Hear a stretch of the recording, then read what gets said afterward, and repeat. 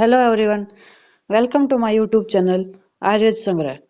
तो आज का हमारा टॉपिक है विपाक, जो कि द्रव्य गुण का एक टॉपिक है, जो कि चरक सूत्र स्थान 26 चैप्टर में भी आता है और इसका एक रेफरेंस अष्टांग हृदय सूत्र स्थान 9 चैप्टर में भी देखने को मिलता है। ठीक है, तो इसके अंदर जैसे सबसे पहले अष्टांग हृदय की बात कर लेते हैं। अष्टांग हृदय में जो 9th सूत्र स्थान का चैप्टर है, उसके अंदर 20 श्लोक नंबर, इसके अंदर क्या बताया गया है। जाठरे अग्निना योगात उदुदे तिरसांतरम रसाना परिणामन्ते सविपाक इति समृत है। जो जठराग्नि की जो प्रक्रिया होती है, उसके अंदर जो रस की जो प्रक्रिया शुरू होती है अग्नि के माध्यम से, तो वो रस का परिणमन होता है, उसको हम विपाक कहते हैं। सेकेंड नंबर जो कोटेशन दे रखी है आगे चरक सूत्र स्थान की है, जो 26 चैप्टर है, उसके अंदर कर्म निष्ठया विपाको कर्म निष्ठया। चरक के अकॉर्डिंग विपाक जो होता है वो कर्म के आधार पे होता है। या हम आगे बताएंगे कि उसके गुणों पे दो यानी दोष पे, धातु पे और मल पे क्या कर्म होता है, तो ये हम आगे डिस्कस करेंगे। जो थर्ड कोटेशन है परिणाम लक्षणम विपाक है, तो ये रस वैशेषिक की कोटेशन है। इसका भी अर्थ वही है, जो परिणाम को प्राप्त हो, यानी जो रस है वो परिणाम को प्राप्त हो या उसका परिणमन हो, विपाक कहलाता है। उसके बाद चक्र पाने की कोटेशन है विशिष्ट जरठ निष्ठा काले रस विशेष्य पाक प्रादुर्भाव विपाक है। यानी विशिष्ट जो निष्ठा काल होता है उसमें रस की अग्नि के माध्यम से पाक होगा और उससे उसका विपाक उद्भव होता है। ठीक है, इसके अंदर भी वही है, सेम चीज है कि जो रस है, जो हम आहार लेते हैं, तो वो आहार हमारे आमाशय में जाता है, पक्वाशय में जाता है, तो उसके माध्यम से जो रस का परिणमन होता है अग्नि के द्वारा, तो उसका परिणमन विपाक में कन्वर्ट हो जाता है, या फिर आप उसको उद्भव बोल सकते हो, उसके अंदर कन्वर्ट हो जाता है। तो उस जो प्रोसेस है उसको हम विपाक कहते हैं। फिर उसके बाद विपाक के प्रकार बताए। तो सबसे पहले देखो, पाचन क्रिया के अंत में उत्पन्न विशिष्ट रस को विपाक कहते हैं, ये तो हमने देख ही लिया कोटेशन में। फिर उसके बाद हम देखते हैं कि प्रकार क्या होते हैं विपाक के।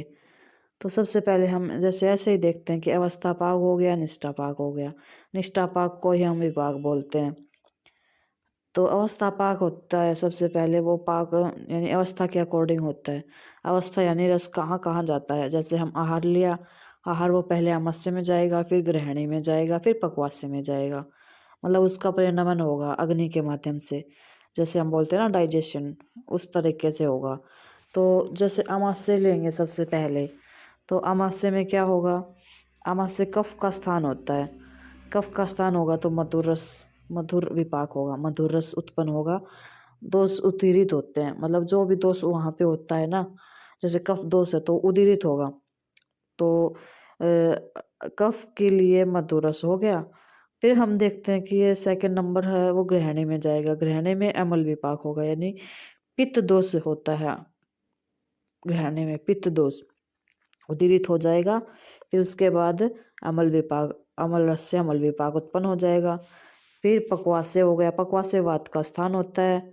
ठीक है, और वात का स्थान है तो कटु तिक्त कसाय, ये 3 रस हैं ऐसे जिनका विपाक कटु होता है। क्यों होता है, क्योंकि ये वात को बढ़ाते हैं और वात का ही स्थान है पक्वाशय। तो सिंपल सी लॉजिकली बात है कि ये कटु ही विपाक होगा, तो ये वात के लिए है, तो पक्वाशय वात का स्थान हो गया। राइट। फिर उसके बाद देखते हैं सुश्रुत के अनुसार पाक कितने होते हैं, तो 2 होते हैं, गुरु और लघु।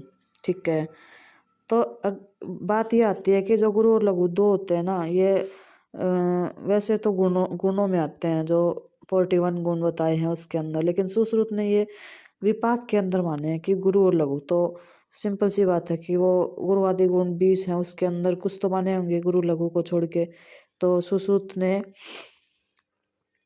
विशद और पिछिल, विशद और पिछिल ये अलग एमसीक्यू है, ये माने हैं, ये अलग एमसीक्यू है। एक एमसीक्यू यहाँ पे आपको कवर हो गया। मतलब ऐसे पूछा जाएगा कि सुश्रुत के अनुसार जो गुरुवादी गुण है उनमें दो अलग कौन से हैं, तो विशद और पिछिल हैं, ठीक है।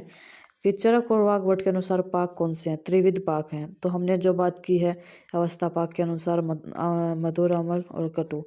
तो इसमें मधुर, अमल, कटु, इनमें हम देखते हैं तो मधुर का मधुर विपाक होगा, अमल का अमल विपाक होगा, कटु रस तिक्त और वो सारे हैं कटु तिक्त कसाय, उनका कटु विपाक होगा। वो हमने यहाँ पे लिखा नहीं है, बाकी आपको पता होना चाहिए कि कटु तिक्त कसाय है वो कटु विपाक होगा।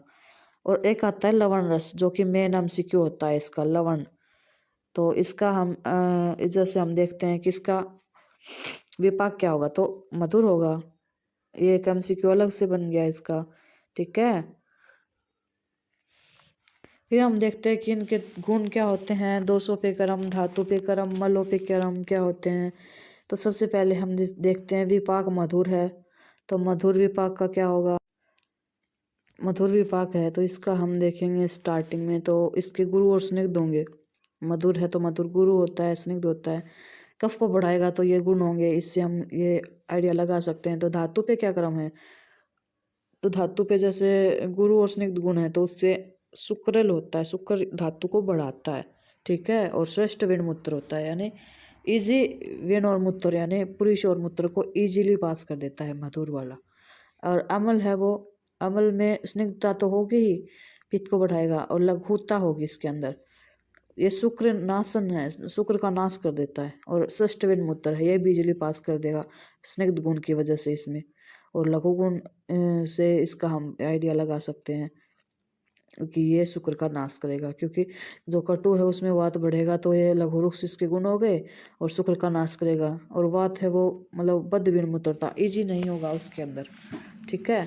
तो एक बार ये आपको फिर से समझने की ज़रूरत है।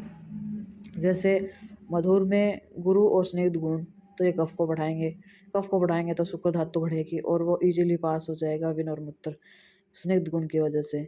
और अमल में लघु स्निग्ध है, ये पित्त को बढ़ाएगा, अमल है तो, क्योंकि ये हमने देखा था कि गृहिणी में होता है तो पित्त बढ़ेगा। तो इससे क्या होगा कि स्निग्ध की वजह से तो होगा श्रेष्ठ विण मूत्र कर, और जो लघु गुण है उसकी वजह से शुक्र का नाश होगा, ठीक है। फिर कटु हो गया तो लघु और रुक्ष इसके गुण हो गए। वात को बढ़ाएगा तो लघु की वजह से तो हो गया शुक्र नाशन, शुक्र का नाश, और रुक्ष की वजह से होगा बद्ध विण मूत्र, ठीक है। तो आपने देखा होगा कि ये इम्पोर्टेंट टॉपिक है। तो हमने देखा था क्या, विपाक की पहले तो डेफिनेशन अष्टांग हृदय के अनुसार, चरक के अनुसार, ये रेफरेंस आपको याद करने की जरूरत है नहीं, बाकी ऐसे याद रख लो, अष्टांग हृदय के सूत्र स्थान में है, चरक के सूत्र स्थान में है। जो परिणाम, जो रस होता है वो उस पर अग्नि की क्रिया होके जो भी परिणमन होता है उसे विपाक कहते हैं। ये दो प्रकार के बताए थे, अवस्थापाक, निष्ठापाक।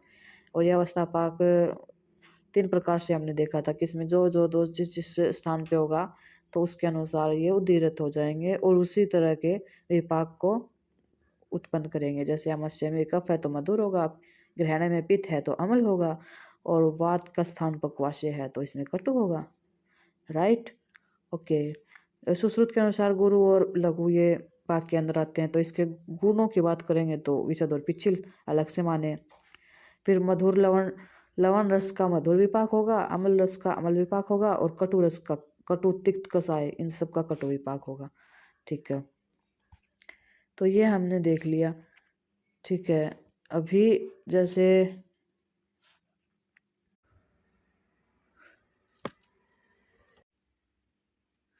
तो हमने देखा कि ये विपाक, इसके अंदर जो रेफरेंस है वो अष्टांग हृदय सूत्र स्थान है, चरक सूत्र स्थान है, ठीक है। फिर इसके बाद हमने देखा कि जो रस होता है आहार के थ्रू हमारे आमाशय में, ग्रहण में, पक्वाशय में जाता है, तो उसमें दो उदीरित हो जाते हैं और उसके ऊपर अग्नि का कर्म होके फिर उसके बाद है जो पाक या फिर क्या बोलते हैं उसको, जिस भी परिणाम को प्राप्त होता है तो उसको हम विपाक कहते हैं। ये 2 प्रकार का होता है, अवस्थापाक, निष्ठापाक। और अमावस्या में मधुर, जैसे अमावस्या किसका स्थान है, कफ का है, तो मधुर विपाक। ग्रहणी किसका स्थान है, तो आपको पता है पित्त का है, तो अमल विपाक। पक्वास्य वात का स्थान है, तो कटु विपाक। तो सुश्रुत के अनुसार पाक बताए गए हैं दो, गुरु और लघु।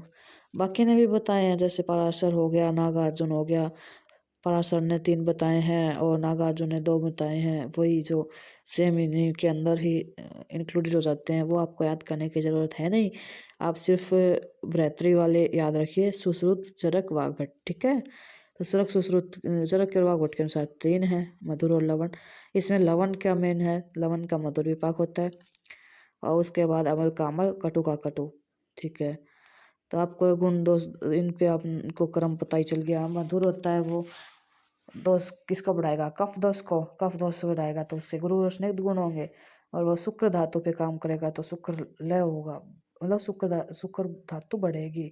और वो स्निग्ध गुण की वजह से शिष्ट विन मूत्र, यानी पुरुष और मूत्र इजी पास हो जाएंगे। फिर अमल है, अमल विपाक क्या करेगा कि पित्त को बढ़ाएगा। हमने देखा था ना, वो अमल ग्रहणी में होता है, पित्त को बढ़ाता है। तो वो लघु और स्निग्ध गुण होंगे उसके अंदर। तो स्निग्ध गुण की वजह से तो शिष्ट विन मूत्र कर, यानी इजीली पास हो जाएंगे विन और मूत्र। और लगन लघु जो गुण होता है उसमें शुक्र का नाश करता है। और जो थर्ड हमने देखा था, पक्वाशय में वात का स्थान होता है, तो वहाँ कटु विपाक होगा। कटु विपाक की वजह से क्या होगा कि वहाँ पे वात बढ़ेगा और लघु और रुक्ष उसके गुण होते हैं। तो जो लघु होता है वो शुक्र का नाश करता है, और जो रुक्ष गुण होता है वो वध विन मूत्र होता है, यानी इजीली पास नहीं होगा। जहाँ पे रुक्षता है वहाँ पे कठिनाई तो होगी। तो इस वजह से इसके बता दिए गए हैं। तो ये था आज का हमारा टॉपिक, विपाक। आपको इसमें से कुछ ना समझ आए तो आप कमेंट बॉक्स में ज़रूर बताएं। अगर आपको वीडियो पसंद आई हो तो लाइक करें, कमेंट करें, शेयर करें एंड सब्सक्राइब तो ज़रूर करें। ठीक है, थैंक यू।